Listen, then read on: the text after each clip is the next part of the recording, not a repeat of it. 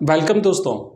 हिंदी साहित्य में कवि और लेखक परिचय को हम एक ही क्लास में खल्लास करने वाले हैं और वो भी बिल्कुल धांसू ट्रिक के साथ में। ऐसी शानदार ट्रिक बताऊंगा आज तो मैं आपको कि आज तक आपने कहीं नहीं देखी होगी। हम पूरा कवर करेंगे और पूरे में से पूरे नंबर प्राप्त करेंगे। आपका एक भी नंबर नहीं कटेगा, ये मेरी गारंटी है दोस्तों। सबसे पहले आप देखो यहाँ पे हम क्या करने वाले हैं कि हम कौन से कवि या किस लेखक को करेंगे। उनका नाम है, उनका जन्म तिथि, उनकी मृत्यु और साथ ही साथ उनका जन्म कहाँ हुआ था वो लिखा हुआ है। उसके बाद में वो किस विशेष युग से रिलेटेड है वो हम देखने वाले हैं और साथ ही साथ उनको किस विशेष नाम से जाना जाता है, कौन सी उपाधि मिली हुई है वो हम जानेंगे। उसके बाद में हम उनकी प्रमुख रचनाओं को देखने वाले हैं और उन रचनाओं को ट्रिक के साथ कैसे याद करें बच्चों वो मैं आपको बताने वाला हूं। और 4-5 रचना पर्याप्त है आपके लिए। फिर इनके काव्य सौंदर्य क्या है, मतलब इनके काव्यगत इनकी विशेषता क्या है या साहित्यिक विशेषता क्या है वो हम देखेंगे और लास्ट में कोई पुरस्कार मिला है वो देखेंगे। ओवरऑल कंप्लीटली आपका एक वीडियो कवि और लेखक परिचय के लिए पर्याप्त है। इसके अलावा आपको कुछ भी देखने की आवश्यकता नहीं है। सबसे पहले हम पढ़ने वाले हैं जयशंकर प्रसाद साहब को। जयशंकर प्रसाद साहब का जन्म दोस्तों याद रखना 1889 1889 में हुआ था और इनकी मृत्यु 1937 में हुई थी। जन्म इनका काशी या वाराणसी में हुआ था। काशी, वाराणसी या बनारस एक शहर का नाम है। अब इनको जो है ना जयशंकर प्रसाद साहब को छायावाद के प्रवर्तक है। और छायावाद के जो 4 आधार स्तंभ है ना, प्रसाद, पंत, निराला और वर्मा। प्रसाद यानी जयशंकर प्रसाद, पंत यानी सुमित्रानंदन पंत, निराला यानी सूर्यकांत त्रिपाठी निराला और वर्मा यानी महादेवी वर्मा। तो इन चारों में से एक ये हैं और इन्हें प्रवर्तक माना जाता है या फिर इन्हें छायावाद का ब्रह्मा के नाम से जाना जाता है। और इनकी उपाधि क्या है, इन्हें कलाधर के नाम से जाना जाता है। अब आपको ऐसे नहीं लिखना है परीक्षा में, ऐसे नहीं लिखना है परीक्षा में, इसके 4 पॉइंट्स बनाने हैं। आप लिखोगे जयशंकर प्रसाद को छायावाद का प्रवर्तक माना जाता है, एक पॉइंट। दूसरा, इन्हें छायावाद का ब्रह्मा के नाम से जाना जाता है। तीसरा पॉइंट, इन्हें कलाधर के नाम से जाना जाता है या इन्हें कलाधर की उपाधि प्राप्त है। तो आपके 3 पॉइंट हो गए। मतलब एक 2 लाइनें तो ये हो गई कि जयशंकर प्रसाद का जन्म 1889 में वाराणसी में हुआ था और 1837 में इनका निधन हुआ। 1 या 2 पंक्ति वहां पे हो गई, 3 पंक्ति यहाँ पे हो गई। फिर लिखेंगे इनकी प्रमुख रचनाएं इस प्रकार हैं: कामायनी, आंसू, लहर, झरना, चंद्रगुप्त, स्कंदगुप्त, ध्रुव स्वामिनी, राजश्री। जितना याद रहे कम से कम 4 से 5 आप इनकी रचना याद कर लीजिए। और अगर आपको कंफ्यूजन हो रहा है तो ट्रिक के साथ याद करो। भाई हम जयशंकर प्रसाद की याद करें ना तो जय से शुरू होगी। हमारी ट्रिक क्या है कि जय की कामना से आंसू की लहर उठी। किसकी कामना से, मतलब किसी भी विजय करना, जय करना। तो जय की कामना हर इंसान के मन में होती है। उस जय की कामना से आंसू की लहर उठी, है ना। भाई कोई जीत गया तो खुशी के आंसू निकलते कि नहीं निकलते। तो उस आंसू की लहर उठी और चंद्रगुप्त छिप गए। उस आंसू की लहर को देख करके चंद्रगुप्त छिप गए। तो इनकी रचनाएं क्या हो गए भाई, कामना से कामायनी, आंसू से आंसू, लहर से लहर और चंद्रगुप्त। इसके अलावा बाकी जो रचना अगर आपको याद रहती है, जैसे ध्रुव स्वामिनी, इनके नाटक है, ध्रुव स्वामिनी है, राजश्री है, अजातशत्रु है ना, बहुत सारे आपको, स्कंदगुप्त है, वो याद रह जाएंगे। इनकी काव्यगत विशेषता या साहित्यिक विशेषता दोस्तों देखें तो प्रेम और सौंदर्य का चित्रण इन्होंने अपनी रचनाओं में किया है। ज़्यादा लंबी चौड़ी बातें अगर आपको याद नहीं रहे ना तो इनकी जो रचना हमारे सिलेबस में है, जैसे इनकी देवसेना का गीत की अगर बात करें तो उसमें प्रेम का वर्णन हुआ है। इसी तरीके से अगर हम कार्नेलिया के गीत की बात करें तो वहाँ पे सौंदर्य का, हमारे देश के प्राकृतिक सौंदर्य का वर्णन हुआ है। तो दोनों को मिला के आप लिख सकते हो ना, प्रेम और सौंदर्य का चित्रण। लेकिन आपको पूरा वाक्य बना के लिखना ताकि ज़्यादा से ज़्यादा आपके शब्द हो जाए, ज़्यादा से ज़्यादा आपकी लाइनें बने। तो आपको लिखना है इन्हें प्रेम और सौंदर्य, इन्होंने अपनी रचनाओं में प्रेम और सौंदर्य का चित्रण किया है। इन्होंने अपनी रचनाओं में राष्ट्रीय जागरण का जयघोष किया है। ऐसे आपको भाषा बनानी है, राष्ट्रीय जागरण का जयघोष किया है। साथ ही साथ इनकी भाषा संस्कृत निष्ठ खड़ी बोली भाषा का प्रयोग इन्होंने अपनी भाषा में किया है और कामायनी पर इन्हें मंगला प्रसाद पारितोषिक मिला है। तो दोस्तों शानदार तरीके से हमने जयशंकर प्रसाद साहब का परिचय याद किया है। आइए आगे बढ़ते हैं और नेक्स्ट हम चलते हैं हमारे दूसरे कवि पर। लेकिन आगे चलने से पहले एक निवेदन, जल्दी से वीडियो को लाइक और हाइप कर दीजिए। वीडियो हाइप करने से आपके जैसे जिनको और आवश्यकता है, बच्चे जो सर्च कर रहे हैं कवि और लेखक परिचय, ये वीडियो उन तक पहुंचेगा। इसलिए हाइप करना आपके लिए दोस्तों जो है अपने साथियों की मदद के लिए ठीक रहेगा। चलिए आगे बढ़ते हैं और दूसरे महत्वपूर्ण कवि हैं हमारे सूर्यकांत त्रिपाठी निराला। दोस्तों पिछले वर्षों के पेपर्स का अगर हम ट्रेंड देखें, 3-4 वर्षों के अगर पेपर्स देखते हैं ना, तो उसमें बोर्ड ने फिक्स कर रखा है 3-4 कवि या लेखक परिचय ना, उन्हीं को बार बार घुमा फिरा के पूछ रहा है। तो इसीलिए जो मैं आपको दे रहा हूं ना, वो सबसे बेस्ट है।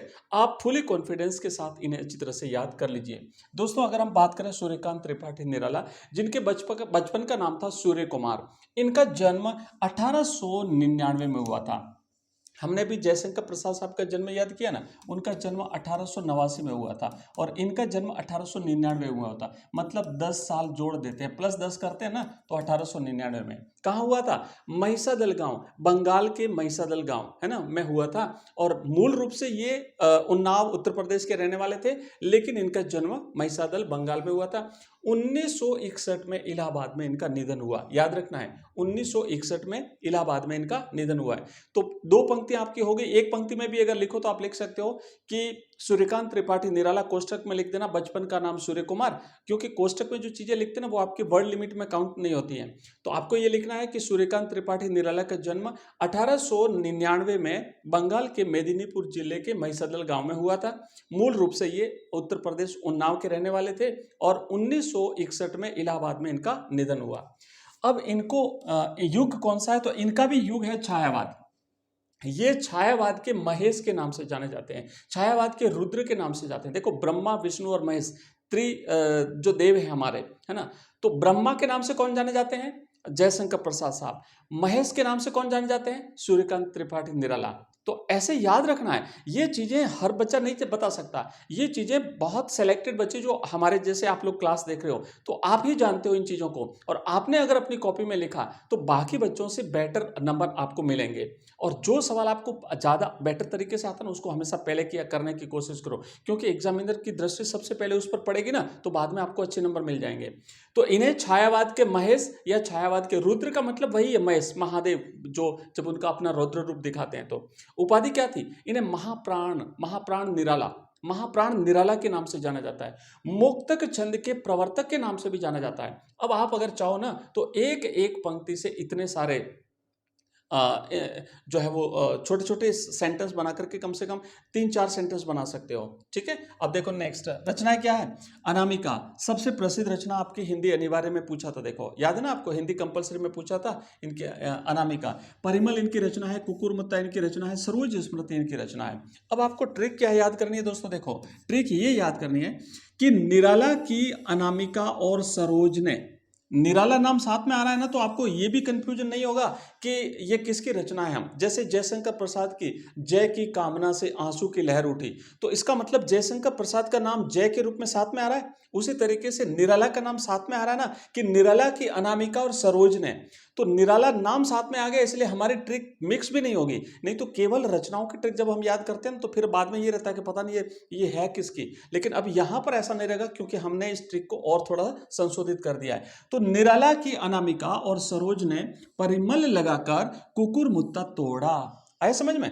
अब इससे आपकी 4 रचना याद हो जाएगी, और 4 रचना आप लिखते हो तो बेस्ट है। इनके साथ साथ एक आप निराला का अगर लिख देते हो राम की शक्ति पूजा, तो याद रखना राम की शक्ति पूजा इंपॉर्टेंट है, ध्यान देना है ना। राम की शक्ति पूजा ये, और राम की शक्ति पूजा है तुलसीदास है, ये इनकी महत्वपूर्ण रचना है, जो इनको आप शामिल कर लेना। मतलब हमने ट्रिक के हिसाब से ये 4 या 5 रखी है। बाकी इसके अलावा अगर आपको किसी कवि या लेखक की याद है तो वो रचना आप यहाँ पे लिख सकते हो। राम की शक्ति पूजा इंपॉर्टेंट है, और साथ ही साथ तुलसीदास, नाम तो तुलसीदास पर वो है निराला की, इसलिए आप थोड़ा उसे याद रखना। अगला प्रश्न देखो, प्रश्न नहीं है, मतलब अगली इनके बारे में चीज है कि इनकी काव्यगत विशेषता क्या है। ये विद्रोह और क्रांति का स्वर, इनकी रचनाओं में विद्रोह और क्रांति का स्वर देखने को मिलता है, इसीलिए तो इनको छायावाद का महेश या छायावाद का रुद्र के नाम से जाना जाता है। साथ ही साथ शोषितों के प्रति सहानुभूति, इनकी बादल राग रचना आपने पढ़ा होगा, तो बादल राग रचना में तो यही इन्होंने बात करी है। और साथ ही साथ मुक्तक छंद का प्रयोग इन्होंने अपनी रचनाओं में किया है। विशेष करके इनकी जो रचना है कुकुरमुत्ता, वो मुक्तक छंद की सबसे बेस्ट रचना है। साथ ही साथ हिंदी साहित्य में अभूतपूर्व योगदान इन्होंने दिया है। मान लीजिए इनका कोई आपको पुरस्कार अगर याद नहीं रहता है तो आप इतना ही लिख सकते हो कि हिंदी साहित्य में इनका अभूतपूर्व योगदान है।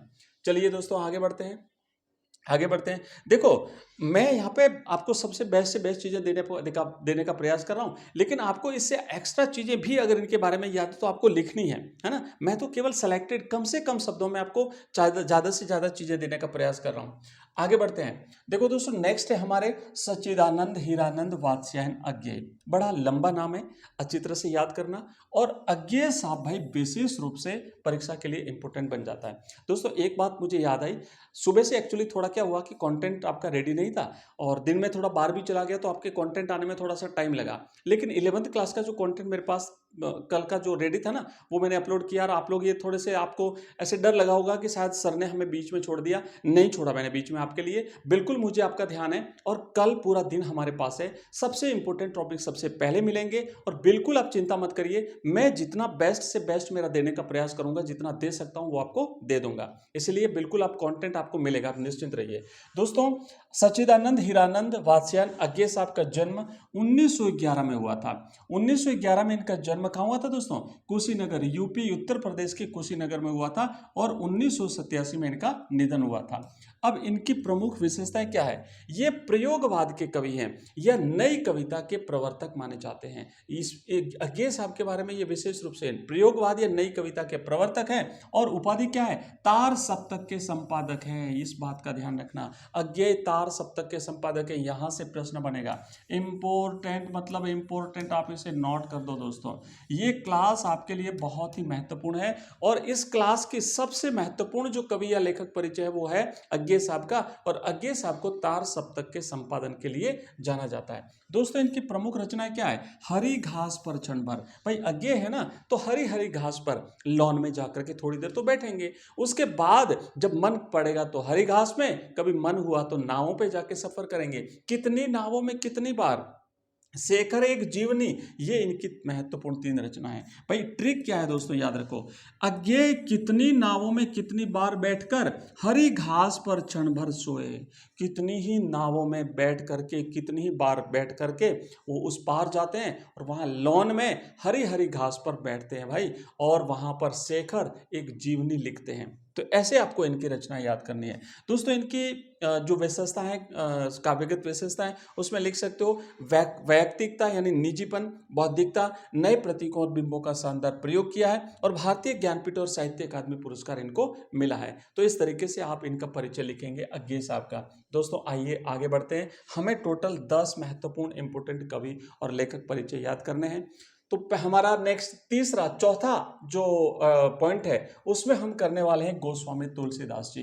भाई तुलसीदास जी राम भक्ति शाखा के प्रतिनिधि कवि गोस्वामी तुलसीदास जी बच्चों बहुत ही इंपॉर्टेंट हो जाता है। इनका जन्म 1532 ईस्वी में हुआ था, राजापुर गांव बांदा उत्तर प्रदेश में। और 1623 में इनका निधन हुआ था।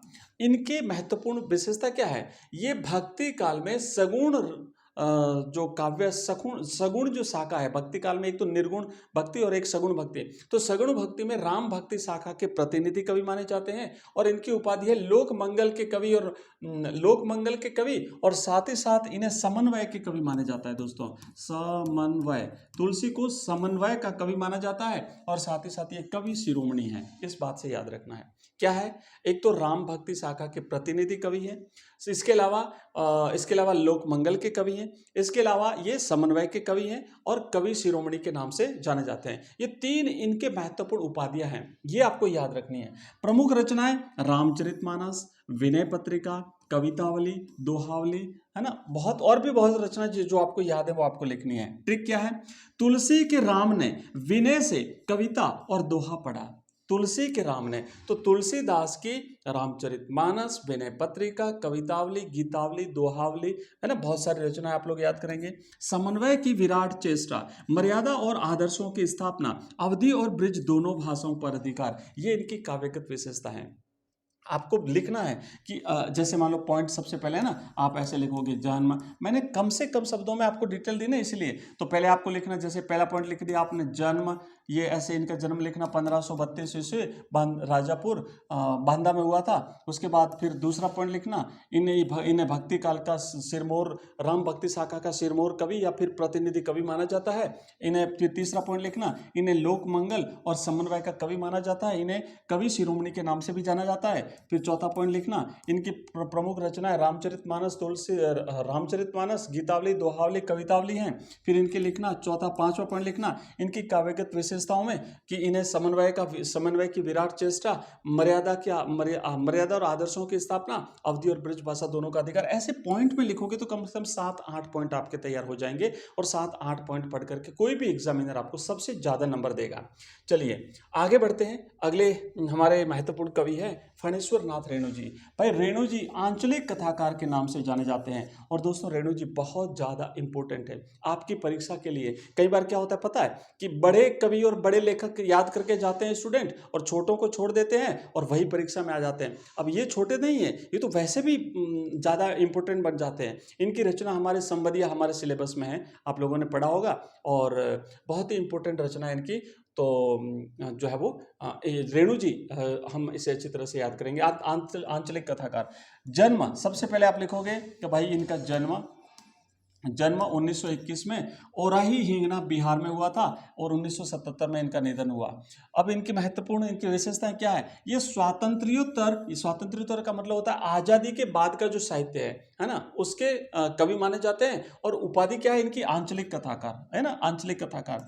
रचना क्या है, मेला आंचल, भाई आंचलिक है तो अंचल मैंने प्रदेश मैंने ग्रामीण इलाका, जैसे कोई ऐसे दूर दराज का इलाका, तो मेला का होता है ना थोड़ा से, तो ऐसे मेला आंचल, परती परिकथा, तीसरी कसम, ये बस अंचल विशेष में ऐसे ही चीजें होती है, ऐसे आपको याद रखना है। ट्रिक क्या है, रेणु ने मेला आंचल पहनकर तीसरी कसम खाई और परती में खेती की। परती जो जमीन होती है ना, पड़त जमीन, जो परती जमीन होती है वहां पे खेती की, क्या करके, कसम खा करके कि मैं इतना अनाज उगा के रखूंगा, मैं बिल्कुल खेती कर सकता हूं। कसम खा करके, क्या पहन करके कसम खाई, तो इन्होंने मेला आंचल पहन करके कसम खाई। तो ऐसे दोस्तों आपको याद रखना है।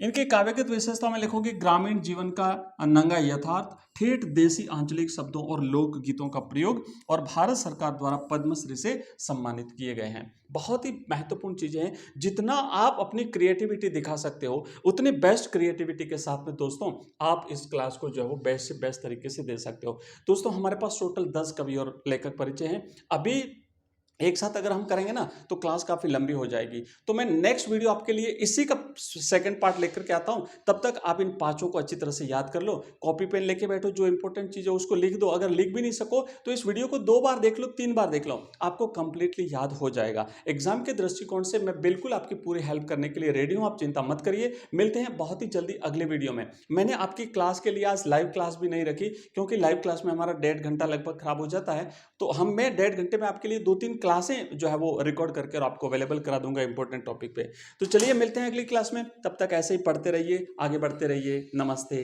धन्यवाद।